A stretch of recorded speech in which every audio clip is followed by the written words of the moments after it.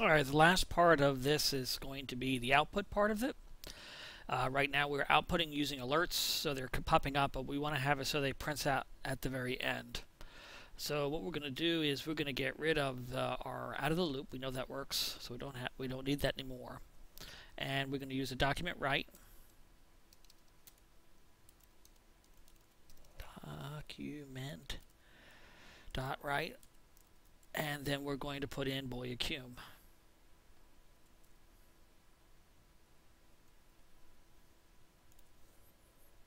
And then we're going to do the same thing again, only this time with girlacume.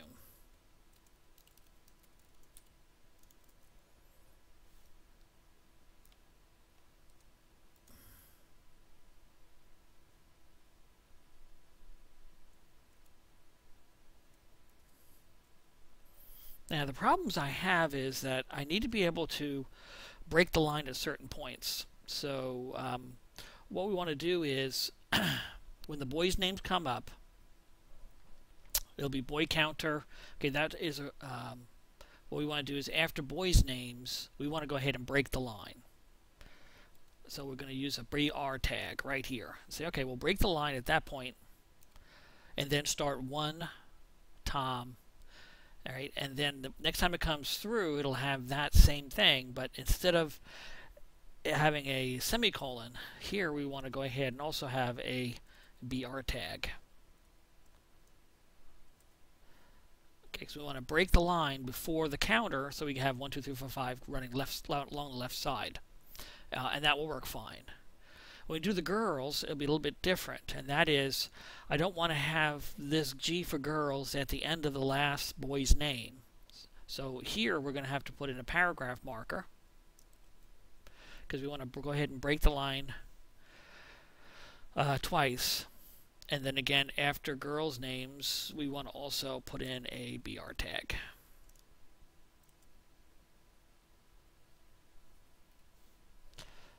And the first record is fine. The second record, again, we want it just before the girl counter. We also want to have a BR tag. Alright, so let's go ahead and see if this is going to work. Okay, I'll go ahead and preview it. And we'll do girls first. And we'll do Susie. She's a girl. And you can see that's working. You see what the BR tag is? Alright, and then another name, yes. And that's Cindy. And she is a girl. And it looks like it's working perfect. So it's going to break the line, give us girls' names, break the line, start 1 on the next line, and then start 2 on the next line. So this is working perfect. Then we'll go ahead and say yes. And the name is Tom. But he's a boy.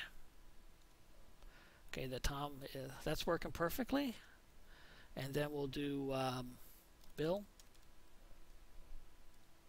And he's a boy. And that's working perfectly. Now when we say no, it should output perfectly. And here we have it.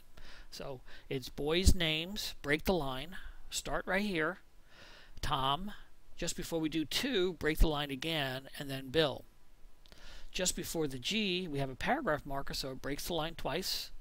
After the colon, breaks the line to start the number on the next side, and then before the 2, it breaks the line again. So pretty easy. The main thing you have to remember is now we can go ahead and get rid of these alerts. We don't need them. We don't need a check. We could have probably deleted them before we worked on the next ones. So this is our production. This is what we're going to show people. And just to run it one more time. Susie, girl, yes. Cindy, girl, yes. Tom, boy, yes. Bill, boy, no. Bam. And there it goes. So perfectly after that. So that's how you accumulate text in a loop. You do it different from the flowchart to the coding, and that is you have to add the extra equal signs, and you have to remember probably the most important parts of this is the double equal sign, but also putting zeros into places in memory that I'm going to use in math later on without a number. So this is not going to have anything, well, this is not going to have anything in boy counter the first time. It's null. So again, I'm going to have not a number if I try to add this up. But if I put 0 in there like they do in visual logic, then it's going to go ahead and add fine. So it's important that whenever you're going to be using a place in memory for math, and it doesn't have anything in it to start with, or we're not using input to put something in it, you're going to have to start it out with a 0 or a double quotes if it's going to be text, or it's going to say not a number and I cannot figure out what it is you're trying to do. All right, well, that's it.